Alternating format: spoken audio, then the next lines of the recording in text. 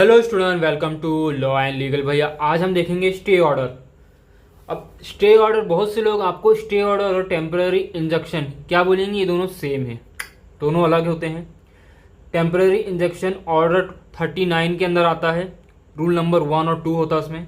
लेकिन stay order, जो लोग कहते हैं कि स्टे ऑर्डर और टेम्पररी सेम है, नहीं, स्टे ऑर्डर अलग है। ये ऑर्डर 41 के अंदर आता है, रूल नंबर 5। अब देखो ये अलग क्यों है। हमने इससे पिछली वाली वीडियो में देखा था टेम्पररी इंजंक्शन, यानी कि इंजंक्शन के बारे में पढ़ा था। उसमें दो तरीके के होते हैं, एक होता है परमानेंट और एक होता है टेम्पररी। अब टेम्पररी जो हम पढ़े थे उसमें ही स्टे ऑर्डर का एक छोटा सा, यानी कि स्टे ऑर्डर उसी को कहा जाता है। अब टेम्पररी इंजंक्शन भी स्टे ऑर्डर की तरह ही है, उसी को स्टे ऑर्डर बोलते हैं, यानी कि कुछ समय के लिए किसी चीज को रोकना, उसी को हम क्या बोलते थे, टेम्पररी इंजंक्शन। लेकिन टेम्पररी इंजंक्शन क्या होता है कि दो पार्टीज के बीच में किसी काम को रोकना, ठीक है। और स्टे ऑर्डर का मतलब क्या होता है कि दोनों पार्टीज के बीच में किसी का ऑर्डर या जजमेंट, जैसे कि कोर्ट का ऑर्डर या जजमेंट को रोकना। अब वो कैसे रोकना है मैं वही बताऊंगा, तो चलो देखते हैं। पहले एग्जाम्पल से बताता हूं। तो यहाँ पे पहले देख लो, स्टे ऑर्डर यानी कि दो पार्टीज के बीच में जजमेंट या किसी का दिया हुआ ऑर्डर, ठीक है, या नोटिस, ऐसे चीजों को रोक के रखना दोनों पार्टीज के बीच में, इसको कहते हैं हम स्टे ऑर्डर। हमने टेम्पररी क्या देखा था कि दोनों पार्टीज के बीच में कोई काम को रोक के रखना, उसको टेम्पररी इंजंक्शन बोलते हैं। लेकिन स्टे ऑर्डर का मतलब होता है कि दोनों पार्टीज के बीच में कोई नोटिस, ऑर्डर या जजमेंट, कोर्ट का जजमेंट को रोक के रखना। भी कैसे होता है, लोअर कोर्ट का जजमेंट हायर कोर्ट रोक सकता है, कैसे, अगर डिफेंडेंट हायर कोर्ट में अपील करता है तो। चलो एक एग्जाम्पल समझते हैं। यहां पे लेते हैं राहुल और अजय, ठीक है, राहुल और अजय। अब इसमें देखो, ये एक जमीन है, राहुल एक किसान है 24 साल का, यहाँ पे ये खेती कर रहा है। एक दिन अजय, गांव का एक समझो मुखिया का लड़का है, ये अजय के राहुल के खेती पे कब्जा करने की कोशिश करता है। समझो कब्जा ही कर लिया ना इसने। अब अजय ने राहुल की खेती पे कब्जा कर लिया, तो राहुल ने क्या किया, अजय के खिलाफ में लोअर कोर्ट, देखो यहाँ पे बोलता हूँ लोअर कोर्ट, जो एक हमारा सिविल कोर्ट होता है, सिविल कोर्ट सभी होते हैं, तो लोअर कोर्ट में क्या किया उसने, केस कर दिया, किसके खिलाफ, अजय के खिलाफ। अब वहां पे देखो, इसमें मैं आपको टेम्पररी और स्टे ऑर्डर दोनों में डिफरेंस क्लियर कर दूंगा।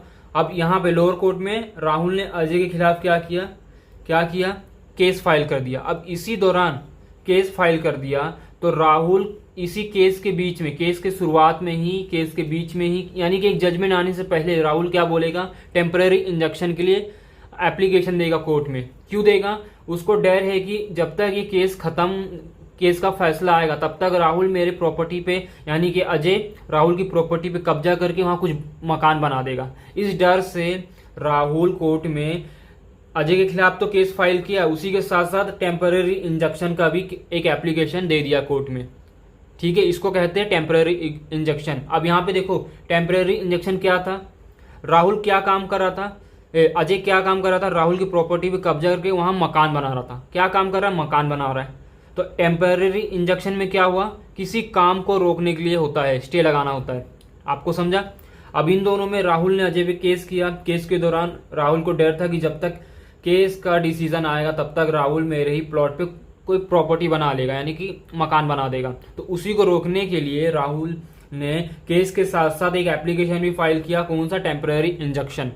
तो उसे हम टेम्पररी इंजंक्शन कहते हैं। अब यहाँ दो पार्टीज है, दोनों पार्टीज के बीच में ये प्लॉट राहुल का, लेकिन उस पर काम कौन करना शुरू कर दिया है, अजय। तो अजय का काम रोकने के लिए राहुल ने टेम्पररी इंजंक्शन के लिए भी अप्लाई कर दिया। तो इसको हम कहते हैं टेम्पररी इंजंक्शन। टेम्पररी इंजंक्शन एक तरह का स्टे ऑर्डर ही होता है, लेकिन स्टे ऑर्डर से थोड़ा कहने का मतलब वही होता है। अब जब तक कोर्ट का फैसला नहीं आएगा तब तक अजय राहुल की प्रॉपर्टी में कुछ नहीं बना सकता। अब आपको एक टेम्पररी इंजंक्शन समझा क्या होता है, अब हम स्टे ऑर्डर समझते हैं। स्टे ऑर्डर इन केस, अब देखो राहुल केस फाइल किया अजय के खिलाफ, साथ में टेम्पररी इंजंक्शन के लिए भी फाइल अप्लाई किया था। अब इन केस राहुल केस जीत जाता है, क्योंकि राहुल की प्रॉपर्टी, राहुल के पास पूरे प्रूफ है प्रॉपर्टी के, तो राहुल केस जीत जाता है। लेकिन अजय यहाँ केस हार गया। अजय को बोला जाएगा तुम्हारे पास कोई प्रूफ नहीं है, कोर्ट के थ्रू बोला जाएगा कोई प्रूफ नहीं है, तुम केस हारते हो। ऐसा कौन डिसीजन देता है, ये लोअर कोर्ट। तो अजय इस डिसीजन से खुश नहीं है, तो अजय क्या करेगा, हाई कोर्ट जाएगा, हायर कोर्ट। अब अजय राहुल के खिलाफ हायर कोर्ट में क्या करेगा, अपील करेगा। अब कैसे, देखो बता रहा हूं। राहुल क्या बोलेगा कि जो लोअर कोर्ट का डिसीजन था उससे मैं खुश नहीं हूं, वो अनबायस है, वो गलत तरीके से पास किया गया है, लोअर कोर्ट का कोई भी रीजन देके वो हायर कोर्ट में पहले क्या करेगा, राहुल के यानी कि जो इनका ये केस हुआ है लोअर कोर्ट में, यही केस हायर कोर्ट में अपील अर्जी लगाएगा कि ये केस को वापस से सुनवाई की जाए। तो हायर कोर्ट अगर वापस ये सुनवाई शुरू करता है तो इस दौरान क्या करेगा अजय, इस बार अजय देखो, पहली बार राहुल ने यहाँ पे टेम्पररी इंजेक्शन मांगा था, क्यों, क्योंकि उसको डर था कि अजय यहाँ पे कुछ बना लेगा, राहुल ने मांगा था। इस बार अजय केस कर रहा है, केस वापस से कहाँ भेज रहा है, हायर कोर्ट में अपील कर रहा है, वापस से सुनवाई की जाए। ऐसा कौन कर रहा है इस बार, अजय। और अजय ही इस बार क्या करेगा, राहुल के खिलाफ स्टे ऑर्डर मांगेगा। अब क्यों मांगेगा, क्योंकि लोअर कोर्ट का डिसीजन क्या था कि राहुल की प्रॉपर्टी है, राहुल उस पर कुछ भी कर सकता, तो राहुल क्या कर रहा है, खेती, फिलहाल को तो खेती कर रहा है। तो इसी खेती को रोकने के लिए अजय क्या करेगा, हायर कोर्ट में अपील कर देगा। अपील करने के साथ साथ एक स्टे ऑर्डर का एप्लीकेशन भी भर देगा कि राहुल जो है, ठीक है, जो देखो स्टे ऑर्डर एप्लीकेशन में क्या बोला जाएगा, क्या लिखेगा अजय कि जो लोअर कोर्ट का डिसीजन था उसे रोक दिया जाए, कब तक, जब तक आप हायर कोर्ट का डिसीजन नहीं आ जाता। तो इसे कहते हैं स्टे ऑर्डर। स्टे ऑर्डर यानी कि लोअर कोर्ट का जो डिसीजन रहता है, हायर कोर्ट में जब कोई पर्सन अपील करता है तो उस दौरान लोअर कोर्ट का डिसीजन को रोक के रखा जाता है, क्योंकि जब तक हायर कोर्ट का डिसीजन ना आ जाए तो उस डिसीजन को रोक के रखना ये हायर कोर्ट का पावर होता है। हाई कोर्ट के पास पावर होता है, किसी भी हाई कोर्ट के पास, अपने छोटे वाले लेवल को, छोटा कोर्ट का बड़ा कोर्ट के पास ये पावर होता है कि उसे रोक सकता है। कब तक, जब तक वापस से ये कोर्ट, जैसे कि इन दोनों का मैटर अब हाई कोर्ट में गया, हाई कोर्ट में अब जब तक ये जजमेंट वापस नहीं आता तब तक ये लोअर कोर्ट का डिसीजन रोक के रखता है। तो इसे ही हम कहते हैं स्टे ऑर्डर। ठीक है, स्टे ऑर्डर का मतलब होता है कि दो पार्टीज के बीच में निचली किसी का ऑर्डर, नोटिस या जजमेंट को रोक के रखना होता है। अब आपको समझा होगा स्टे ऑर्डर क्या होता है। अब देखते हैं कि कब एक स्टे ऑर्डर कोई भी पर्सन किसी के खिलाफ ले सकता है। ठीक है, यानी कि कब आप स्टे ऑर्डर कोर्ट से मांग सकते हो, उसके बारे में आप देखते हैं। तो चलो, पहला है उसमें section 10 under stay of suit और रेस सब जुडिस। अब ये क्या होता है, यानी कि जब भी दो पर्सन के बीच में अगर एक ही केस है, जैसे कि हमने इससे पहले वाला एग्जाम क्या लिया था, राहुल और अजय, तो वापस लेते हैं राहुल और अजय का। राहुल और अजय, देखो राहुल के पास एक जमीन थी, इस पे अजय क्या कर रहा था, कब्जा कर लिया। तो राहुल ने क्या किया, लोअर कोर्ट में अजय के खिलाफ क्या कर दिया, केस फाइल कर दिया अजय के खिलाफ। कि राहुल ने क्या बोला कि अजय मेरी प्रॉपर्टी कब्जा करके उसे मकान बना रहा है। उसी के साथ साथ उसने टेम्पररी इंजेक्शन भी ले लिया अजय के खिलाफ। अब इसी दौरान अब अजय को मालूम है कि मेरे ऊपर एक केस, हम दोनों के बीच में एक केस चल रहा है लोअर कोर्ट पे, इन दोनों को मालूम है। ठीक है, अब इसी दौरान अजय को मालूम है कि एक केस लोअर कोर्ट में चल रहा है, अभी तक उसका डिसीजन भी नहीं आया है, लेकिन अजय उसी के साथ साथ हाई कोर्ट भी चले जाता है। वहां अब ये केस क्या करता है, अप्लाई कर देता है। इस बार ये अपील नहीं करता। अपील कब होता है आपको पता है, जब भी एक किसी कोर्ट का डिसीजन आता है तो अगर आप उस डिसीजन से खुश नहीं हो तो आप उसके ऊपर वाले कोर्ट पे अपील कर सकते हो कि मुझे इस डिसीजन से मैं खुश नहीं हूं, इस केस को वापस सुनवाई की जाए, रिस्टार्ट किया जाए, देखा जाए, उसको अपील कहा जाता है। ठीक है, लेकिन यहाँ पे जो अजय है वो अपील नहीं कर रहा। इस बार वो उसके ऊपर वाले यानी उससे बड़े वाले कोर्ट में वो केस फाइल कर दिया। जैसे कि राहुल ने अजय के खिलाफ क्या किया, केस फाइल किया है। ठीक है, वैसे ही अजय ने वापस राहुल के खिलाफ सेम केस ऊपर वाले कोर्ट में कर दिया है। तो ऐसे अब दोनों का केस क्या एक ही है, एक ही जमीन के ऊपर है कि किसने कब्जा किया है और किसने नहीं किया, ये हमें आइडेंटिफाई करना है इसके अंदर। तो ये अगर एक ही केस एट दी टाइम दो कोर्ट में चलेगी, लोअर या दोनों लोअर कोर्ट में एक ही केस दोनों लोअर में भी चल सकता है, या अपर या लोअर में, यानी कि एक छोटे कोर्ट में एक बड़े कोर्ट में अगर सेम कोर्ट एक ही टाइम पे चलेगा, तो ऐसे समय पे जो बड़ा कोर्ट रहेगा और जो बाद वाला, जैसे कि यहाँ पे पहले देखो राहुल ने सबसे पहला केस कहाँ हुआ था, इन दोनों के बीच में लोअर कोर्ट में, तो इसे क्या माना जाएगा, सही। लेकिन यहाँ पे बाद वाला कौन सा, बाद वाला केस किसमें हुआ था, हाई कोर्ट में। तो जो हाई कोर्ट का, जो यहाँ पे हाई कोर्ट का ये जो अजय ने केस किया था, इस पे स्टे लग जाएगा, ठीक है। जब तक लोअर कोर्ट का डिसीजन नहीं आता है तब तक हायर कोर्ट का डिसीजन, वो हायर कोर्ट डिसीजन दे भी नहीं सकता है और उस पर स्टे लग जाएगा।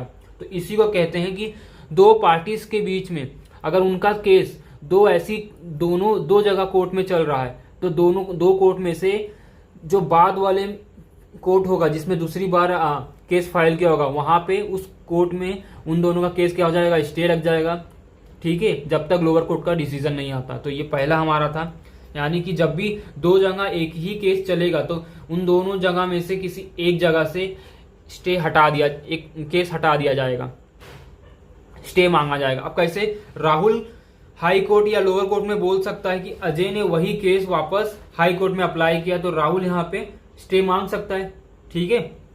अब यहाँ पे दूसरा पॉइंट देखो क्या है, stay of execution bye executing court. अब यहाँ पे क्या होता है कि हम यहाँ पे फिर एग्जांपल लेते हैं, राहुल और अजय। अब राहुल और अजय में क्या चला था, खेती। ये राहुल की खेती की जमीन है, अजय उसको कब्जा कर लिया। अब लोअर कोर्ट में राहुल ने अजय के खिलाफ केस फाइल कर दिया और लोअर कोर्ट में केस फाइल करने के बाद राहुल ये केस जीत जाता है। तो इन केस अगर कोई भी पर्सन, ठीक है, कोई भी पर्सन, दोनों पार्टीज के बीच में अगर कोई भी पार्टी केस जीतती है तो दूसरी पार्टी क्या बोलेगी, मैं इस डिसीजन से खुश नहीं हूं। ऐसा देखो, यहाँ पे राहुल केस जीत गया तो अजय क्या इसी लोअर कोर्ट को क्या बोलेगा अजय कि मैं आपके डिसीजन से खुश नहीं हूं, मुझे हाई कोर्ट में अपील करना है, तो उसके लिए मुझे टाइम दे दो। तो ये खुद जहां पे इनका पहला केस हुआ, जैसे ये लोअर कोर्ट में केस हुआ, तो इसी कोर्ट में जो डिफेंडेंट, यहाँ पे डिफेंडेंट कौन है, अजय, और प्लेंटिफ कौन है, राहुल की, जो केस जीता वो कौन है, राहुल, ठीक है, राहुल केस जीत गया है। तो अब राहुल के आगे कोई केस करेगा, अजय के ऊपर नहीं करेगा। लेकिन अजय अभी खुश नहीं है इस डिसीजन से, लोअर कोर्ट से, तो अजय क्या करेगा, लोअर कोर्ट से बोलेगा कि मुझे हायर कोर्ट में, हाई कोर्ट में वापस से अपील करना है इस केस की सुनवाई के लिए, कि मुझे लगता है कि ये जो आपने जजमेंट पास किया है, लोअर कोर्ट को बोलेगा कि ये बायस है, गलत है, तो मुझे कुछ दिन की मोहलत दीजिए ताकि मैं हायर कोर्ट में इस केस को वापस से अपील कर सकूं। तो लोअर कोर्ट, यहाँ जो ये लोअर कोर्ट जिसने डिसीजन पास किया है, ठीक है, उसी को हम कहते हैं एग्जीक्यूशन और एग्जीक्यूशन कोर्ट। तो ये लोअर कोर्ट क्या करेगा, अजय को टाइम देगा, बोलेगा 15 से 30 दिन देगा, बोलेगा ठीक है जाओ आप यानी कि हाई कोर्ट, अपर कोर्ट में जाके आप अपील कर सकते हो, इतना मैं आपको टाइम देता हूं। तो इतना टाइम देने के लिए वो क्या करेगा, यहाँ पे अब राहुल को क्या मिल गया था, यहाँ पे न्याय मिला, जजमेंट मिला, अब राहुल उस पर खेती कर सकता था। तो उसी खेती को 30 से 15 दिन लोअर कोर्ट क्या करके रखेगा, रोक के रखेगा। क्यों, क्योंकि यहाँ पे अजय क्या जा रहा है, अपर कोर्ट में अपील करने जा रहा है, किसके खिलाफ, लोअर कोर्ट के खिलाफ। लोअर कोर्ट का जो डिसीजन आया है उसी डिसीजन को अजय को क्या लगता है गलत है, तो इसी डिसीजन को रोकने के लिए अपर कोर्ट में क्या करना, अपील करने जा रहा है।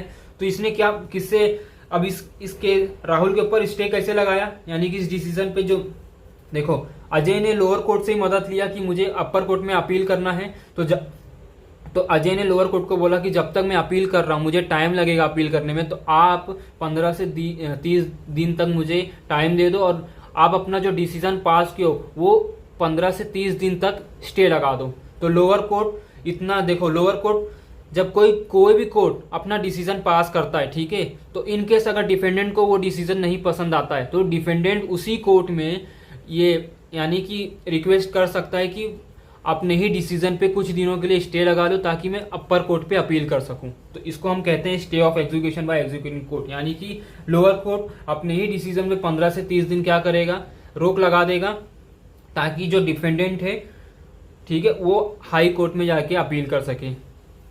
और जैसे ही वो अपील उसका हो जाएगा तो ये अपना डिसीजन, अपना स्टे हटा देगा। तो ये 2 पॉइंट है हमारे कि कब कब। अब उसी में तीसरा पॉइंट देखते हैं कब कब हम स्टे ऑर्डर ले सकते हैं। तो तीसरा पॉइंट है stay of execution bye appellate court.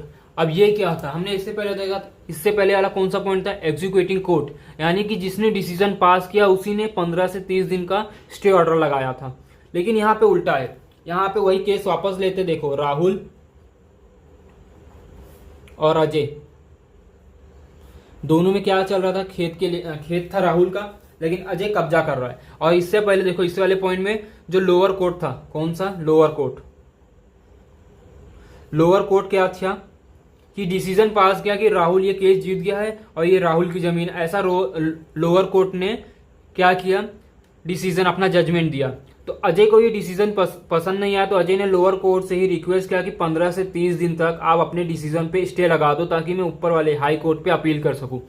ठीक है, अब यहाँ पे अजय का 30 दिन कंप्लीट हो गया, लोअर कोर्ट ने अपना स्टे हटा दिया, अब राहुल अपना काम कर सकता है। और अजय ने भी हाई कोर्ट में अपील कर लिया उसी 30 दिन के अंदर।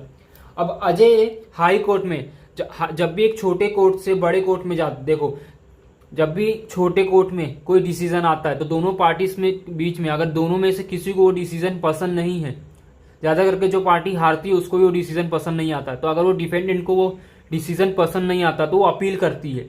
कहाँ, हायर कोर्ट में। अपील का मतलब कि जब भी आपको लोअर कोर्ट का या किसी ऐसे कोर्ट का डिसीजन पसंद नहीं है तो आप उसके ऊपर वाले कोर्ट पे जाके अपील कर सकते हो, रिक्वेस्ट कर सकते हो कि ये केस का सुनवाई वापस शुरू किया जाए क्योंकि मुझे नीचे वाले कोर्ट का सुनवाई पसंद नहीं आया, वो बायस है, गलत है, ऐसा बोल के शुरू कर सकते हो। तो अजय ने ऊपर वाले यानी हाई कोर्ट में अपील किया, अपील एक्सेप्ट हो गया। अब जब तक ऊपर वाले कोर्ट में ये केस वापस चलेगा, लोअर कोर्ट का तो डिसीजन आ गया लेकिन यहाँ पे अजय को डिसीजन पसंद आया नहीं, इसलिए इसने क्या किया, हायर कोर्ट अपर वाले कोर्ट पे अप्लाई किया, अपील किया, तो अपील एक्सेप्ट हो गया अपर कोर्ट से।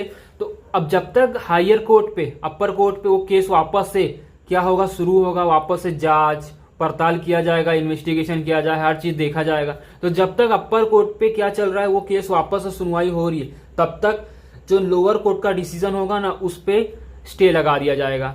यानी कि जब तक हाई कोर्ट का डिसीजन वापस नहीं आ जाता है तब तक लोअर कोर्ट का जो डिसीजन है उस पर स्टे लग जाएगा। तो इसको हम कहते हैं stay of execution bye appellate court. Appeal यानी कि जहां हम जिस कोर्ट में हम क्या अपील करते हैं वो वाला बड़ा, जैसे कि हम अपील कहाँ करेंगे, हाई कोर्ट में यानी कि अपर कोर्ट में। तो अपर कोर्ट किसको ऑर्डर देगा, लोअर कोर्ट को क्या ऑर्डर देगा कि जब तक मेरे यहाँ केस चल रहा है, ये वापस से केस चल रहा है, तब तक तुम्हारा डिसीजन स्टे लगाता हूं मैं, ताकि तुमने जिसके भी पक्ष में डिसीजन लिया है वो कुछ ना कर सके। ठीक है, तो ये हमारा तीसरा पॉइंट भी हो गया। अब देखते हैं इसमें चौथा point, stay of government order and notice. देखो ये क्या होता है ना कि कोई भी सरकारी ऑफिसर जैसे कि ग्राम पंचायत में हो गए, कलेक्टर हो गया या कोई कॉर्पोरेशन, म्युनिसिपल कॉर्पोरेशन, इनका कोई नोटिस आता है, जैसे कि योगी आजकल यूपी में क्या कर रहे हैं, बुलडोजर हर किसी का घर तोड़ रहे हैं, बीजेपी जहां जा रही है वहां सबका घर तोड़ रही है बुलडोजर से।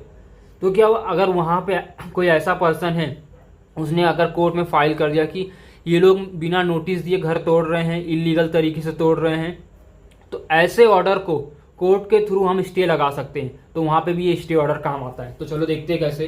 तो इसी को कहते हैं कि जो भी गवर्नमेंट ऑर्डर और नोटिस आता है, अगर बिना नोटिस दिए वो तोड़ रहे तो ऐसे चीजों पे भी स्टे लगता है। ठीक है, तो ऐसे दो तरीके होते हैं, डेमोलिशन स्टे, यानी कि जब भी गवर्नमेंट किसी का घर, दुकान, जमीन तोड़ने की कोशिश करती है या हटाने की कोशिश करती है या कब्जा करने की कोशिश करती है, गवर्नमेंट जब करती है, सरकारी ऑफिसर या सरकारी, अब अगर वो आपको नोटिस देते हैं, गवर्नमेंट ऑफिसर्स अगर आपको नोटिस देते हैं कि 15 दिन में ये जगह खाली कर दो, हम इस जगह को तोड़ने वाले, तो आप 15 दिन से पहले जब आपको नोटिस मिलेगा आप कोर्ट में जाओगे, उनके खिलाफ केस फाइल करोगे, उसी केस के साथ एक क्या करोगे, स्टे ऑर्डर का एप्लीकेशन फाइल करोगे।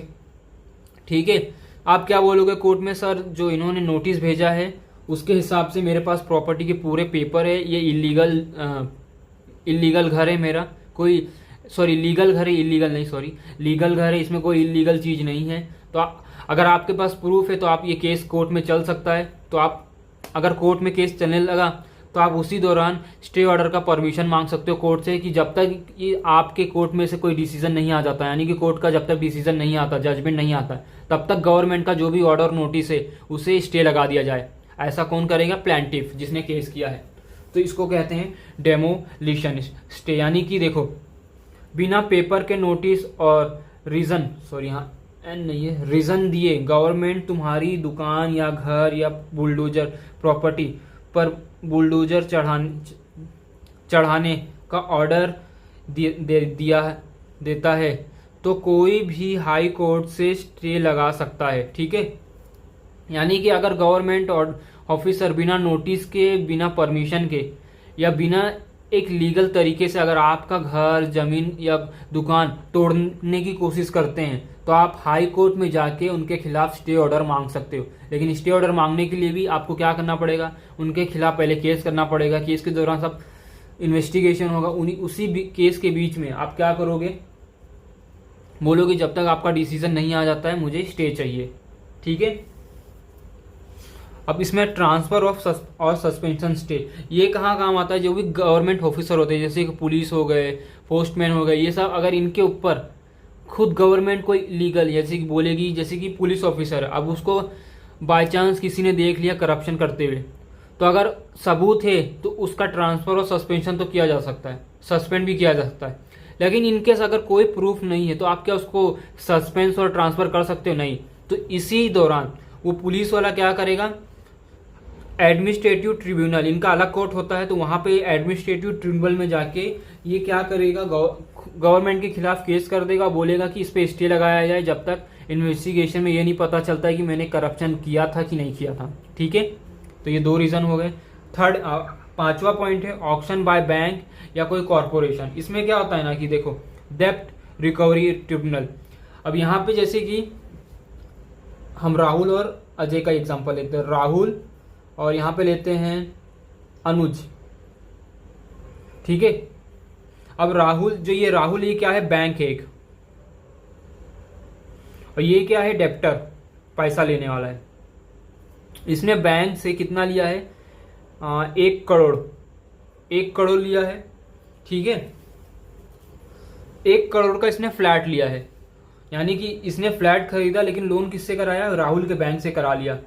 ठीक है। अब इसमें क्या होगा, अनुज जो है, अनुज ने बैंक का पैसा नहीं चुका पाया, तो ये जो बैंक है ये अनुज की जो प्रॉपर्टी है 1 करोड़ की, उसके कब्जा करके उसका क्या करेगी, नीलामी करेगी, ऑक्शन, उसे बेचने लगेगी। अब ऑक्शन जिसको नहीं मालूम, वो नीलामी जिसको नहीं मालूम जाके टीवी में देख लेना, या मेरे ही चैनल पे इसका एक अलग से वीडियो बनाया, उस आप जाके देख सकते हो, मैं इस वीडियो के नीचे लिंक भी डाल दूंगा। ठीक है। तो अनुज का घर नीलामी किया जाएगा क्योंकि अनुज बैंक का पैसा नहीं भर पाया है। तो इसी के लिए अनुज क्या करेगा, डेब्ट रिकवरी ट्रिब्यूनल, ये एक अलग कोर्ट होता है, ऐसे मामलों के लिए अलग कोर्ट होता है, सिविल कोर्ट ही होता है, लेकिन उसमें डेब्ट रिकवरी ट्रिब्यूनल में जाना पड़ता है। वहां पे आपको जाके उस कोर्ट में जाके अनुज क्या बोलेगा, सर मुझे 15 से 20 दिन या कुछ महीनों का समय दे दीजिए ताकि मैं वो कर्ज बैंक को लौटा सकूं, ऐसा रिक्वेस्ट करेगा, तब जाके बैंक उतने दिन का उसको मोहलत देगी, वरना बैंक के पास ये पावर है कि उसका प्रॉपर्टी नीलामी कर सकता है। ठीक है। तो ये 5वां पॉइंट था। देखेंगे इसमें पॉइंट 6 इविक्शन। ये क्या होता है कि जब भी किसी को, यानी कि किसी और की प्रॉपर्टी और उस प्रॉपर्टी पे कोई ऐसा पर्सन जो किराए पे रह रहा, अगर उसको लीगल तरीके से खाली कराते हैं तो उसे हम क्या बोलते हैं, इविक्शन। यानी कि किसी की ऐसे पर्सन की प्रॉपर्टी, ऐसा प्रॉपर्टी पर्सन पे रह रहा है और उस पर्सन को लीगल तरीके से वहाँ से हटाया जाए, भगाया जाए या खाली करवाया जाए, तो उसे इविक्शन कहा जाता है। जैसे कि देखो, मतलब होता है कि किसी को उसकी ही कब्जा वाली प्रॉपर्टी, ठीक है, उसके खुद के कब्जा वाली प्रॉपर्टी पे अगर जो पर्सन रहता है उसी को लीगल तरीके से हटाया जाए तो उसे इविक्शन कहा जाता है। अब 2 तरह के होते हैं, एक तो सिविल कोर्ट में जिसका केस फाइल होता है और यहाँ हम स्टे ऑर्डर मांग सकते हैं, और एक होता है जहाँ रेवेन्यू कोर्ट में केस फाइल होता है और वहाँ पे हम स्टे मांग सकते हैं। तो चलो देखते हैं। जब भी शहरों की बात हो रही होगी, जैसे कि शहर में जो किराए होते हैं, फ्लैट होते हैं, रूम होते हैं, बंगले होते हैं, ये क्या जाते हैं, रेंट पे जाते हैं। तो इस दौरान वो केस कहाँ फाइल होगा और उस केस के लिए स्टे हम कहाँ मांग सकते हैं, सिविल कोर्ट में। ठीक है। जैसे कि यहाँ पे 2, एक ओनर और एक रेंटर जो रेंट पे रह रहा है। अब इस दौरान क्या हो रहा है कि जो इसका है रेंटर का, इसका 11 महीने का लाइसेंस था, ये अब खत्म हो गया। तो इस दौरान ओनर इसको क्या भेजेगा, नोटिस, क्योंकि रूल होता है कि जैसे ही उसका लाइसेंस खत्म होता है उसे एक नोटिस भेजो कि 15 से 30 दिन में तुम रूम खाली कर दो, एक नोटिस है। इस दौरान अगर रेंटर रूम नहीं खाली करता है, ठीक है, नहीं खाली करता है, देखो पहला जो सिचुएशन मैंने आपको बताया कि रेंटर क्या कर रहा है, नोटिस आया। अब इसी नोटिस पे वो क्या कर सकता है, सिविल कोर्ट में जाके स्टे ऑर्डर मांग सकता है कि बोल सकता है कि सर मेरी सिचुएशन ख़राब है, मैं अभी 15 से 30 दिन तक रूम नहीं खाली कर सकता क्योंकि मैं अभी मेरे पास पैसे नहीं, ऐसा कोई भी रीज़न दे के स्टे ऑर्डर मांग सकता है कोर्ट से। दूसरा क्या है कि अगर रेंटर, ओनर ने नोटिस दिया, नोटिस देखने के बाद भी ये कोई रिस्पॉन्स नहीं कर रहा है, खाली करने से मना कर रहा है, ठीक है, तो इस बार ओनर क्या करेगा, इसके खिलाफ केस फाइल करेगा। फिर इसको के रेंटर को कोर्ट में बुलाया जाएगा और इससे पूछा जाएगा कि क्या मजबूरी थी। फिर जब तक केस चलेगा तब तक दोनों पे स्टे लग जाएगा। अब देखो, एग्रीमेंट ख़त्म होने पर खुद की ज़मीन की ज़रूरत पर, यानी कि जैसे कि ओनर रेंटर को बोल सकता है कि तुम यहाँ से जाओ, मुझे खुद रूम में रहना है, तो उस दौरान पे भी रेंटर ओनर के खिलाफ स्टे ऑर्डर मांग सकता है, क्योंकि बोल सकता है कि मेरा अभी टाइम पूरा नहीं हुआ है। प्रॉपर्टी का नुकसान पहुँचाते हैं वक्त भी। अब जब भी ना एग्रीकल्चर लैंड की बारी आती है ना, तो ये क्या हो गया, खेती बाड़ी, तो इससे रिलेटेड, इससे जुड़ा कोई भी इविक्शन का मामला आता है तो वो रेवेन्यू कोर्ट में जाता है। अब देखिए, जैसे कि यही दो हैं। अब रेंटर ने ओनर से एग्रीकल्चर लैंड लिया है, कुछ 11 साल के लिए लीज पे लिया है, ठीक है, उस पर वो खेती कर रहा है और इसको उसके बदले कुछ पैसा देता है या तो उसमें प्रॉफिट दे रहा है। तो इस दौरान ओनर क्या बोलता है कि रेंटर को, तुम मेरा ज़मीन खाली करो, मैं किसी और को देना चाहता हूँ। तो रेंटर क्या बोल रहा है कि अभी टाइम तो पूरा नहीं हुआ है। फिर इन दोनों के बीच में कोर्ट में गया, एक केस चले गया। अब इसी दौरान रेंटर ओनर के खिलाफ स्टे ऑर्डर मांगता है, बोलता है कि जब तक मेरा टाइम, रेंटर क्या बोलेगा कोर्ट में कि जब तक मेरा, देखो अब इसमें क्या होगा, ओनर क्या करेगा, रेवेन्यू कोर्ट में, देखो चलो दूसरा एग्जांपल बताओ। जैसे कि रेंटर का 11 साल का एग्रीमेंट था, वो खत्म हो गया, ठीक है, खत्म हो गया। अब इस दौरान ओनर रेवेन्यू कोर्ट में केस फाइल करेगा कि जो रेंटर है वो मेरा ज़मीन खाली नहीं कर रहा है, तो उसको खाली कराने के लिए लीगल तरीका यूज़ करेगा। अब कोर्ट से एक नोटिस लाएगा और रेंटर को दे देगा।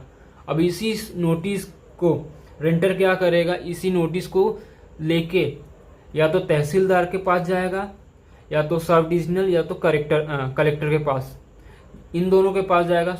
ओनर तहसीलदार से क्या, रेवेन्यू कोर्ट के थ्रू तहसीलदार से नोटिस लाके रेंटर को देगा, बोलेगा खाली कर।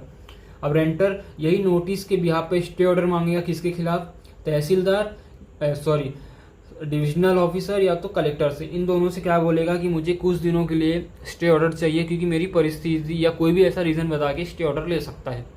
तो जब भी हमें नोटिस, ऑर्डर, जजमेंट मिलता है, ठीक है, प्लेंटिफ के थ्रू, तो डिफेंडेंट उसमें स्टे ऑर्डर मांग सकता है। तो ये था हमारा पॉइंट नंबर 6। तो आई होप आपको अच्छा लगेगा। आज के लिए इतना बस, चलो बाय।